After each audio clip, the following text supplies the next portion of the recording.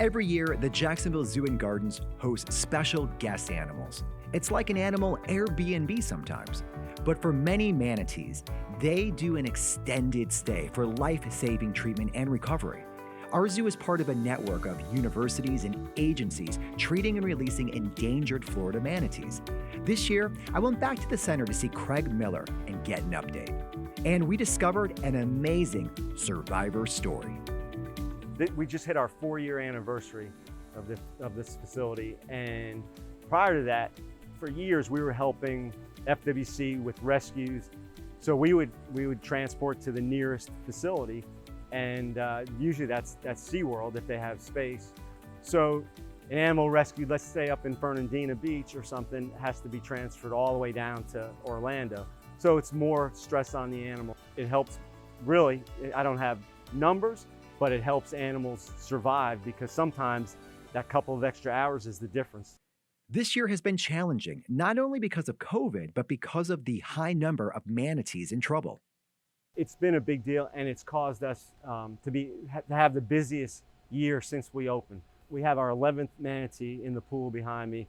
The closest we've gotten to that, I think, is 8, and this year we're on 11, and the year's not even over yet, as you know. Earlier this year, the critical care team brought a small orphan manatee calf to the Jacksonville Zoo and named her Asha. So she came in March 5th, and we were concerned that she was not going to survive. She was in critical shape. Real quickly, she's doing great right now. But yeah, she was really not. We'll never be totally sure what caused this condition on her right side. It almost resembled like a burn, but it was probably cold stress related. But her entire right side, she sloughed off the skin and underlying tissue. And yeah, we really didn't think she was going to make it. And she's an orphan. She was a pretty big orphan as far as size and age, but still an orphan. Should have been with mom. Unfortunately, my guess is that mom died because of that UME taking place on the East Coast. Mom probably starved to death is my guess. We'll never know that either. And so she should have been with mom.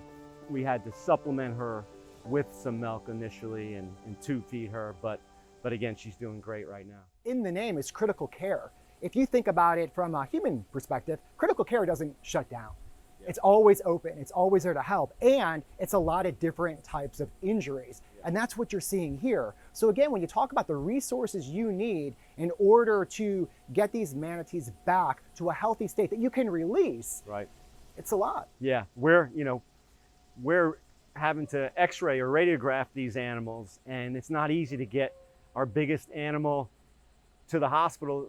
It's pretty extensive. I mentioned our vets, the training to have, vets on call 24/7. There's a lot that goes into it, but it's certainly a labor of love and super rewarding.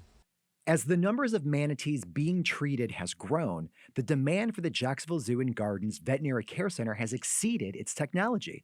And one of the oldest tools, the X-ray machine, is on its last legs.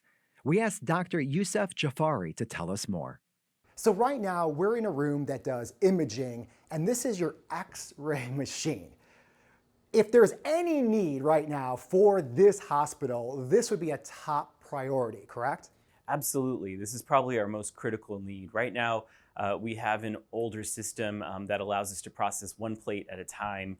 But when we have a sick manatee coming in at our critical care center, we need to be able to diagnose those animals immediately. But we really are treating everything from a frog that's 1 or 2 grams up to our bull elephant who's over 10,000 pounds. So basically right now, it's out of date, correct? So if you actually had something that was digital, it would help out how you deliver healthcare.